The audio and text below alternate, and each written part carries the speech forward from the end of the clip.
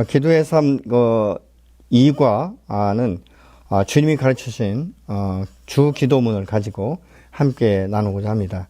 마태복음 6장 9절로 13절을 여러분이 읽어보시고 함께 나누도록 하겠습니다. 첫 번째로 하늘에 계신 우리 아버지요, 이렇게 시작이 되는데, 우리가 기도하기 전에 하나님과의 관계가 먼저 정립되어야 되는 것이죠. 요한복음 1장 12절에 보면 우리 예수 그리스도 안에서 거듭난 사람은 하나님의 자녀가 되는 권세를 주셨다라고 말씀하고 있지 않습니까? 그렇기 때문에 우리가 하나님을 아버지라고 부를 수 있는 특권이 저와 여러분에게 주어진 것입니다. 마태복음 3장 17절에 보니까 하늘로부터 소리가 있어 말씀하시되 이는 내 사랑하는 아들이요 내 기뻐하는 자라 하심이라 라고 말씀하고 있습니다. 그렇기 때문에 우리가 기도할 때 막연하게 우상을 섬기듯이 하는 것이 아니라 기도의 대상이 누구인지를 정확히 알아야 되는데, 바로 우리의 기도의 대상은 우리의 기도를 들으시는 하나님 아버지가 되는 것이죠. 내가 하나님 앞에 나아가 기도하려면 하나님과 나의 관계가 먼저 정확하게 정립이 되어서 하나님은 나의 아버지가 되시고 나는 그의 자녀라는 이 확신이 있어야 되는 것이죠. 아무런 관계가 없다면 우리가 구한다고 해서 누가 주겠습니까? 로마서 8장 14절로 15절에 보니까 무릇 하나님의 영으로 인도함을 받는 사람 곧 하나님의 아들이라 너희는 다시 무서워하는 종의 영을 받지 아니하고 양자의 영을 받았으므로 우리가 아빠 아버지라고 부르짖는다 라고 말씀하고 있습니다. 갈라디아서 4장 6절에 보니까 너희가 아들임으로 하나님이 그 아들의 영을 우리 마음 가운데 보내사 아빠 아버지라고 부르게 하셨다라고 말씀하고 있는 것이죠. 내가 하나님을 아버지라고 부를 수 있는 이 놀라운 특권은 하나님이 우리에게 주신 은혜요 또 선물인 줄로 믿습니다. 우리는 예수님께서 아버지라고 부르시던 그 하나님을 이제는 우리의 아버지라고 부를 수 있게 된 것이 얼마나 큰 축복인지 모릅니다. 요한복음 20장 17절에 보니까 너는 내 형제들에게 가서 이르되 내가 내 아버지 곧 너희 아버지 내 하나님 곧 너희 하나님께로 올라간다 하신다라고 말씀을 하고 있습니다. 부모와 자녀의 관계는 사랑의 관계가 되지 않겠습니까? 사랑하면 할수록 더 친밀한 관계. 그래서 우리가 부모와 자녀 간에도 친밀한 가정이 있고 그렇지 못한 가정이 있는데, 우리 하나님은 우리의 신음소리를 들으시고 얼마나 우리와 함께 동행하시는지 성령으로 오셔서 오늘 또 내 안에서 역사하시는 줄로 믿습니다. 이번에 보면 이름이 거룩히 여김을 받으시오며 라고 말씀하고 있는데, 하나님 본래 거룩하신데 그 이름을 사용하는 우리로 인하여서 하나님의 거룩이 더럽혀지지 않도록 한다는 의미를 말씀하고 있는 것이죠. 하나님의 거룩을 인정하지 않고는 그의 영광이 함부로 짓밟히지 않고 우리 가운데 영광을 받으시는 것처럼 열방 가운데서 영화롭게 되기를 소원해야 하는 것입니다. 우리가 그리스도를 닮아가는 그리스도인으로서의 인격을 갖추는 것이 매우 중요한 것이죠. 그래서 레위기 24장 16절에 보니까 여호와의 이름을 모독하면 그를 반드시 죽일지니 온 회중이 돌로 그를 칠 것이니라. 거류민이든지 본토인이든지 여호와의 이름을 모독하면 그를 죽일지라, 이렇게 말씀을 합니다. 하나님의 이름이 하나님 자신에게 중요하기 때문에 그 이름을 모독하는 자를 치라고 말씀하고 있는 것입니다. 이번에 이름에는 능력이 있다는 것입니다. 사도행전 3장 6절에 보면 은과 금은 내게 없거니와 내게 있는 것을 내게 주노니 나사렛 예수 그리스도의 이름으로 일어나 걸으라, 이렇게 말씀하고 있지 않습니까? 우리의 이름이 아니라, 성자의 이름이 아니라 바로 예수 그리스도의 이름 자체가 성자 하나님이시기 때문에 그런 것이죠. 그렇기 때문에 우리가 예수의 이름에는 특별한 권세가 있습니다. 또 세 번째로 나라가 임하옵시며 이렇게 말씀하고 있지 않습니까? 오직 우리의 국적은 이 땅이 아니라 하나님 나라에 있다는 것을 의미하고 있습니다. 빌립보서 3장 20절에 보니까 그러나 우리의 시민권은 하늘에 있는지라 거기로부터 구하는 자 곧 주 예수 그리스도를 기다리노니 그 나라는 하나님이 통치하시는 나라라는 것을 우리가 인정하고 있는 것이죠. 그 나라 안에서 이 사는 자는 그 나라의 통치자이신 하나님이 나의 주인이 되어야 되는 것이고 나의 왕이 되어야 되는 것이죠. 완전한 통치가 이루어지지 않으면 다른 생각을 자꾸 하게 되고 결국은 다른 길로 가게 되는 것이죠. 디모데후서 4장 10절에 보니까 대만은 이 세상을 사랑해서 나를 버리고 데살로니가로 갔고 그레스게는 갈라디아로 디도는 달마디아로 갔다라고 말씀하고 있습니다.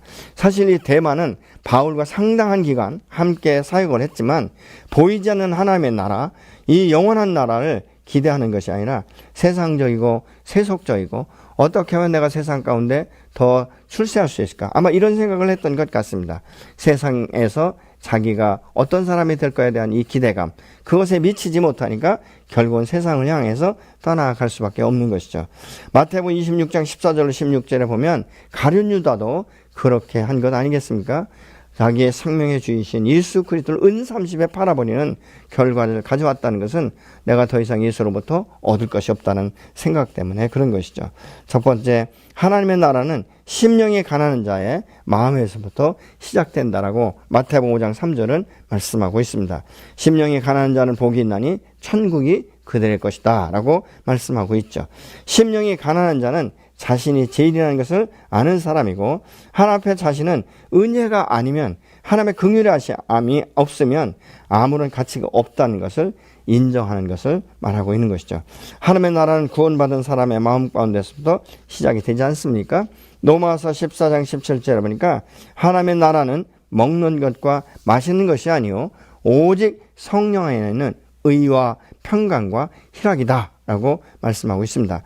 두 번째, 천국은 교회를 통해서 확장되어진다는 사실을 우리가 알아야 되는 것이죠. 가난한 자의 마음에서부터 시작된 천국은 결국 교회 공동체를 통해서 온 열방 가운데 확장되어 나아가야 되는 것입니다. 세 번째, 하나님 나라는 하나님 예수님의 이 재림과 함께 완성된다는 사실을 우리가 기억해야 되는 것입니다. 또 4번에 보면 하나님의 뜻이 이루어지다 라고 말씀하겠습니다. 하나님의 뜻이 내 안에서 이루어지려면 내 안에 있는 모든 이 세상적인 것, 나의 이 권리를 포기해야 되는 것이죠. 내 안에 있는 뜻은 거의가 다 세상적인 것이고 나를 위한 것이고 욕망과 탐심과 정욕에 의한 것이기 때문에 그렇습니다. 하나님의 뜻은 하나님의 갖고 계시는 목적과 계획을 의미하고 있는 것이죠. 나의 뜻은 한계가 있지만 하나님의 뜻은 광대하시며 창조이시기 때문에 우리가 하나님을 코치할 수 없는 것 아니겠습니까? 하나님의 이 자녀들이 쉽게 범하는 것이 사람이 하나님의 뜻을 알 수 없다고 생각하는 것입니다. 혹 그 뜻을 알 수 있다고 생각해도 충분한 시간을 내어서 그 뜻을 발견하는 수고를 하지 않는다는 것입니다.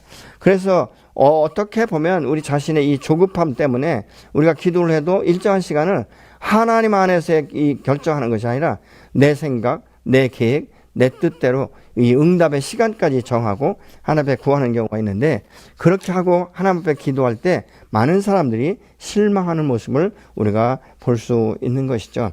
요한복음 6장 40절에 내 아버지의 뜻은 아들을 보고 믿는 자마다 영생을 얻는 것이니 마지막 날에 내가 이를 다시 살리리라 하시니라. 요한복음 5장 30절에 보니까 내가 아무것도 스스로 할 수 없느라 듣는 대로 심판하노니 나는 나의 뜻대로 하려 하지 않고 나를 보내신 이의 뜻대로 하려 하심으로 내 심판은 의롭다라고 말씀하고 있습니다. 성자 하나님이신 예수 그리스도께서도 이 땅 가운데 당신의 뜻대로가 아니라 자기를 보내신 아버지의 뜻을 따라서 말씀 앞에 순종하고 판단하고 심판하기 때문에 내 심판은 의롭다라고 말씀하고 있죠. 요한복음 4장 34절에 보면 예수께서 이르시되 나의 양식은 나를 보내신 이의 뜻을 행하며 그의 일을 온전히 이루는 것이다 라고 말씀하고 있습니다. 예수님은 이 성자 하나님이시지만 이 땅에 육신을 입고 오셔서 사실 때는 자신을 보내신 아버지의 뜻을 따랐고 이루는 이 삶으로 자기 자신을 온전히 헌신하고 순종하셨습니다. 마태복음 26장 39절에서 보니까 내 아버지여 만일 할 만하시거든 이 잔을 내게서 지나가게 하옵소서. 그러나 나의 원대로 마옵시고 아버지의 원대로 하옵소서. 마지막 겟세마네 동산에서 기도하실 때 정말 이 땀방울이 핏방울처럼 떨어지도록 간절히 기도하시면서도 아버지 할 수 있으면 이 잔이 옮겨졌으면 좋겠지만 그러나 내 뜻대로가 아니라 아버지 뜻대로 이루어지이다. 이렇게 기도하시는 것을 볼 수 있죠. 오늘날 우리가 기도할 때 하나님 이것은 반드시 이루어져야 됩니다. 하나님 이때까지 이루어지지 않으면 나는 죽습니다. 이렇게 말하는 것보다 하나님 나는 이것이 꼭 필요하고 이렇게 되어야 되지만 하나님 내 뜻이 아니라 아버지의 선하신 뜻대로 이루어지기를 원합니다. 라는 주님 앞에 나의 모든 것들을 위임하는 시간이 바로 기도의 시간이 되어야 되는 것이죠. 우리가 주여 주여 한다고 해서 다 천국에 들어갈 것이 아니라고 말씀하고 있지 않습니까? 하늘에 계신 내 아버지의 뜻대로 행하는 자야 들어간다라고 마태복음 7장 21절은 말씀하고 있습니다. 마가복음 3장 35절에 보니까 누구든지 하나님의 뜻대로 행하는 자가 내 형제요 자매요 어머니다. 이렇게 예수님께서 말씀을 하십니다. 하나님의 뜻이 이루어지려면 첫 번째로 하나님을 사랑할 수 있어야 되는 것이고, 두 번째 하나님 중심이 어디에 있는지 우리가 살펴야 되는 것입니다. 세 번째는 나의 인생의 방향과 목표를 내 계획대로가 아니라 내 꿈대로가 아니라 하나님 중심으로 맞춰야 되는 것입니다. 네 번째는 날마다의 이 삶 속에서 부딪히는 이 삶의 실제적인 일들을 하나님의 인도하심을 따라서 내가 적극적으로 순종하고 따라가겠다는 이 결단이 있어야 되는 것이죠. 그래서 내 인생을 주님 앞에 맡기는 것, 이것이 매우 중요한 것이죠. 우리 인생의 짐, 수고하고 무거운 짐진 자들아 다 내게로 오라. 내가 너희를 쉬게 하리라고 말씀하고 있지 않습니까? 그러면 내가 짐을 지는 이 고단함, 이 곤고함, 이것을 항상 내가 짐을 짊어지고 살겠다 죽겠다 이것이 아니라 하나님 앞에 맡기면 하나님께서 그 짐들을 내가 내 대신 짊어지시고 뿐만 아니라 우리는 새로운 쉽고 가벼운 멍에를 메고 주님께서 주시는 이 지혜와 명철로 모든 문제를 하나하나 해결해 나갈 수가 있는 것이죠. 다섯 번째로 날마다 하나님의 말씀과 기도를 통해서 하나님의 뜻에서 이탈되지 않도록 우리가 해야 되는 것입니다. 우리가 하나님 앞에 기도하고 순종하지 않는다면 우리의 기도는 무산되고 말 것입니다. 그러나 우리가 작은 것 하나에서부터 큰 것에 이르기까지 우리가 기도하고 하나님과 날마다 교제 가운데 있다면 하나님과 우리는 친밀한 관계 가운데 어떻게 보면 감각적으로 하나님의 뜻을 우리가 분별할 수 있고 그 뜻을 따라서 살아갈 때 하나님께는 영광이며 나에게는 기쁨과 감사가 넘치는 시간들이 될 것입니다. 5번에 보면 일용할 양식을 주옵시고 이렇게 말씀하고 있는데, 일용할 양식은 사치품이 아니라 생활 필수품 아니겠습니까? 시편 136편 25절에 하니까 모든 육체에 먹을 것을 주신 이에게 감사하라. 그 인자하심이 영원함이로다 라고 말씀하고 있습니다. 우리의 생명과 하루의 생활이 전적으로 하나님 앞에 달려있다는 사실을 인정하게 되는 것이죠. 또 이 광야에서 40년 동안 하나님께서는 이스라엘 백성들을 만나와 미추라기를 통해서 먹이시고 또 신발이 헤어지지 않고 옷이 헤어지지 않도록 지키고 보존했다라고 말씀하고 있죠. 근데 우리가 문제는 뭐냐?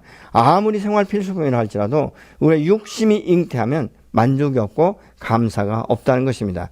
그래서 이스라엘 백성들이 광야에서 살면서 하나님께서 만나를 먹이실 때 하루의 양식을 거두라고 말씀하고 있는데, 그 사람들은 욕심껏 더 많이 거뒀지만 하루가 지나고 다음날 보면 썩어서 냄새가 나기 때문에 매일매일 새로운 만나를 그들이 찾을 수밖에 없었고 그 열매를 모을 수밖에 없었던 것을 우리가 봅니다.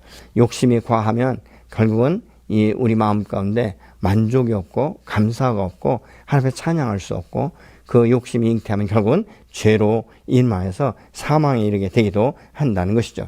잠언 30장 8절 보니까 나를 가난하게도 마옵시고 부하게도 마옵시고 오직 필요한 양식을 주셔서 나를 먹이시옵소서, 이렇게 기도합니다. 우리가 많다라고 교만할 것 없고 적다고 비참하게 생각할 것이 없고 매일매일 주시는 하나님의 은혜에 감사하며 나갈 때 하나님께 더 새로운 것들로 차고 넘치도록 채워주시는 것이죠.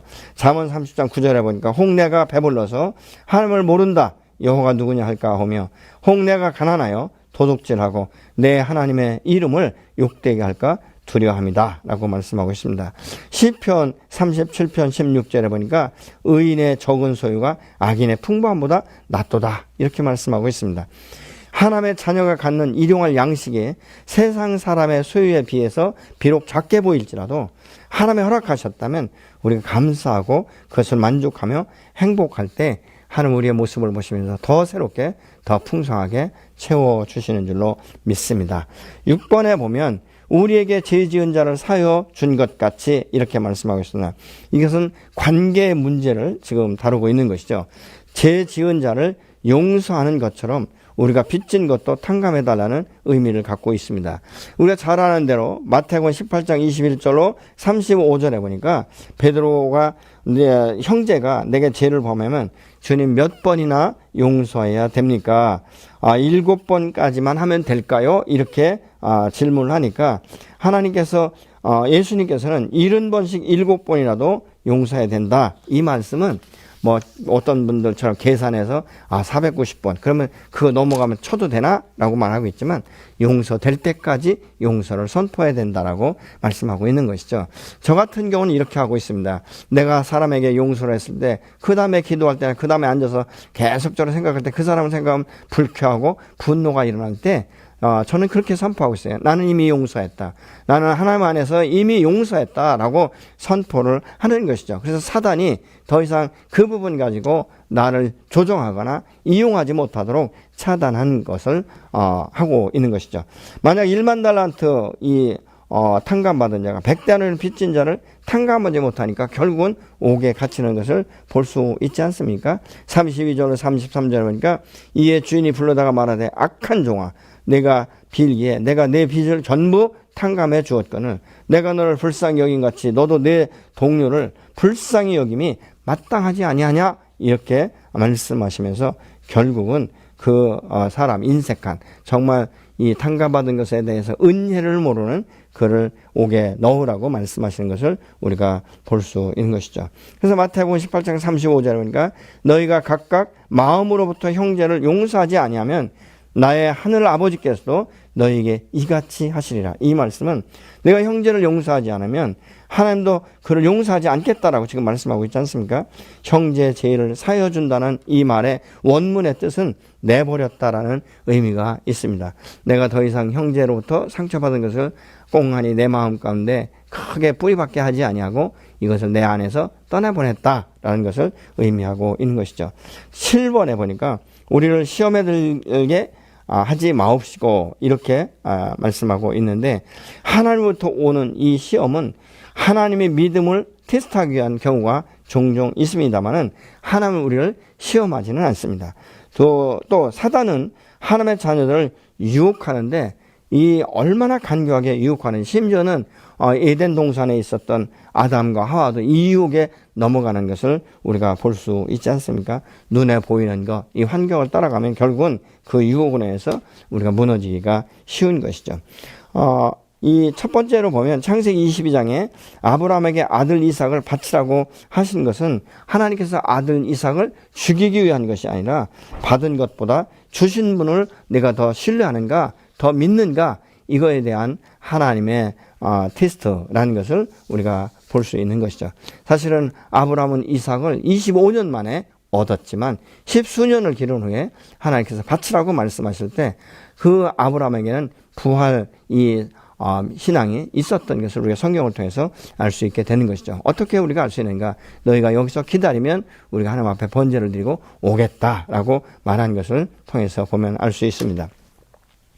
출애굽한 이스라엘 백성들을 광야에서 훈련하신 것은 그들이 광야에서 일용할 양식을 주시는 하나님 앞에 이스라엘 백성들이 얼마나 하나님을 신뢰하고 있는가, 얼마나 진실하게 믿고 의지하는지를 보기 위한 것이고 또 하나님을 의심하고 이 언약의 말씀을 신뢰하지 못함으로 약속의 땅에 바로 들어가지 못한 그들을 40년 동안 훈련시키시면서 돌아올 기회를 주셨던 것을 우리가 볼 수 있게 되는 것이죠. 그래서 하나님이 주시는 이 시험은 분명한 목적이 있기 때문에 모든 사람에게 동일하게 해당되지는 않습니다. 그 사람의 믿음의 분량에 따라서 그 사람의 환경에 따라서 하나님께서 테스트하고 있기 때문에 그렇습니다. 그래서 하나님의 시험은 천편일률적으로 오는 것이 아니라는 것이죠.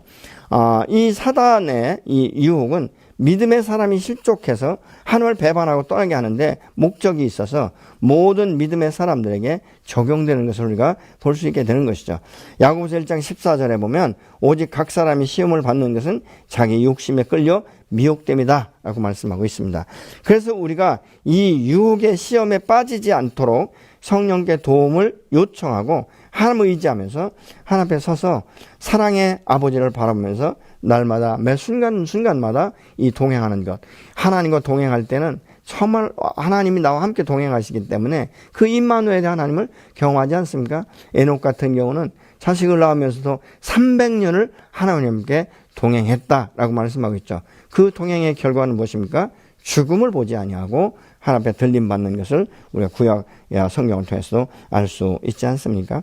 사단은 하나님의 아들 예수 시험한 장본인이기 때문에 우리의 가장 연약한 것이 무엇인지를 너무나 잘 알고 있어요. 그렇기 때문에 나의 이 연약한 부분을 통해서 우리를 시험하고 결국은 하나님과 관계를 멀리하고 친밀감을 갖지 못하도록 만드는 것이 바로 사단의 역사인 것이죠. 8번에 보니까 악에서 구하옵소서라고 말씀하고 있습니다. 사단의 역사에 빠지지 않도록 보호를 요청하는 것인데 구체적인 폐해, 가난이나 수치나 죽음이나 우리를 위협하는 모든 것으로부터 보호를 위한 기도인 것입니다. 하나님, 내가 이것으로 인해서 악에 빠지지 않고 하나님을 배반하지 않도록 하나님 역사하여 주십시오. 이렇게 기도하는 것이 필요한 것이죠. 마지막으로 9번에 보니까 나라와 권세와 영광의 아버지께 영원히 있사옵나이다. 이렇게 기도하고 있는데 디모데후서 4장 18절에 보니까 주께서 나를 모든 악한 일에서 건져내시고 또 천국에 들어갈 수 있도록 구원하시리니 그에게 영광이 세세무궁토록 있을지어다. 아멘. 여러분, 이 세상에 그 어떤 것도 하나님의 나라와 권세와 영광을 사랑이 많으신 아버지의 손에서 빼앗을 수 없음을 우리가 기억하고 그 주님의 높고 위대하심을 이 찬양하는 것, 그것이 바로 믿음의 사람들이 하나님 앞에 나가 드려야 될 일들인 것이죠. 하나님은 오늘 또 내 편이 되시며 나와 함께 하시며 나를 인도하시고 나를 주장하시고, 그래서 결국은 무엇입니까? 내가 너를 이만큼 사랑한다는 것을 우리에게 보이시고 나타내 주시는 분이신 줄로 믿습니다. 그래서 우리가 이 주기도문을 통해서 우리가 어떻게 하나님께 기도할지 예수님께서 제자들에게 말씀하셨던 것처럼 우리도 이 주기도문을 통해서 나의 그 기도의 모습들을 다시 한번 점검하는 시간이 되기를 간절히 소망합니다. 기도하시겠습니다. 하나님 아버지, 감사합니다. 오늘도 이 주기도문을 통해서 예수님께서 제자들에게 가르쳤던 그 의미와 뜻이 무엇인지를 함께 나눌 수 있게 하셔서 감사합니다. 하나님, 오늘 또 이 말씀처럼 이제 우리가 이후부터는 주님과 더 친밀한 관계 가운데 신뢰함으로 주님 앞에 나아가시고 우리의 인생의 모든 무거운 짐들을 막 주님 앞에, 그 십자가 앞에 내려놓게 하시고, 하나님, 참으로 우리가 주님 앞에 구할 때 일용할 양식으로도 만족할 수 있도록 하나님, 내 이 형편과 환경에서 하나님 스스로를 자책하지 않게 하시고 하나님을 원망하거나 사람을 탓하지 않게 하시고, 그럼에도 불구하고 나와 함께 동행하시는 그 임마누엘의 하나님, 그분은 항상 나와 함께 하시며 내 편이시며 오늘 또 의의 오른팔로 붙들어 주시고 우리를 격려하시고 일으켜 세우셔서 하나님, 우리의 믿음이 성장해서 예수 그리스도의 아름다운 성품을 닮아갈 수 있도록 인도하시고 주관하신 것을 감사하고 예수님의 이름으로 축복하며 기도하옵나이다. 아멘.